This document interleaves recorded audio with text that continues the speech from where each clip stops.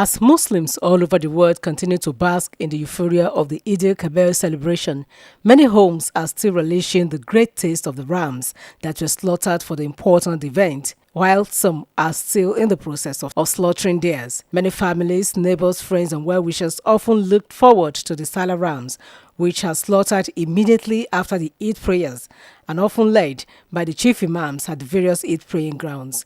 The question is, what is the relationship between Eid-el-Kabir celebration and ram slaughtering? The chief imam of Ahmadiyya Central Mosque, Oshogbo, Imam Muhammadu Tirmizi, explained that the practice of slaughtering ram for Salah celebration originated from the historic event of Prophet Ibrahim, who wanted to sacrifice his son Ismail in fulfillment of the promise he had with Allah. Consequently, he was ordered to replace Ismail with a ram. Sacrificing animals to Allah thereby became a right for Muslims who could afford it. The chief imam, however, maintained that Allah does not place a burden on anyone, but for whoever can afford to slaughter the ram. God Almighty in the Holy Quran says, La yukallifullahu nafsan illa wus'aha, that Allah the Almighty did not put any burden on anyone except what you put on yourself. So it is actually not mandatory, not compulsory. The only problem is if you have and you refuse to do. But if you don't have, you are not forced. And again, people do make mistakes. For example, I killed last year. I don't have the means to kill this year.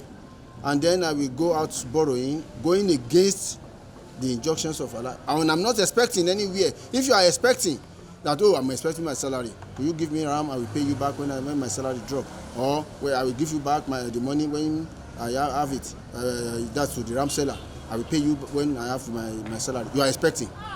That is a different ballgame.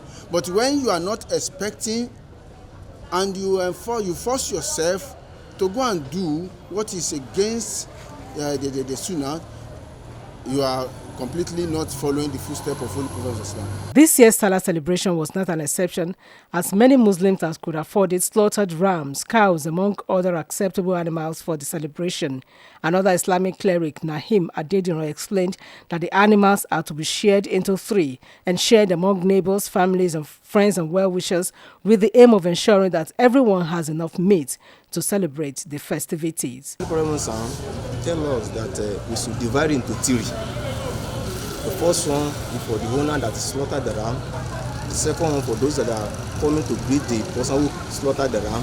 And the third one is for those that are unable to slaughter the ram on the day of the festival. The clerics admonished the faithful not to allow the euphoria of dining and whining to cloud the essence of Salah celebration, which entails total obedience to Allah and selfless service to humanity for the betterment of society and the world at large. Oluchi Amuja, OSBC News.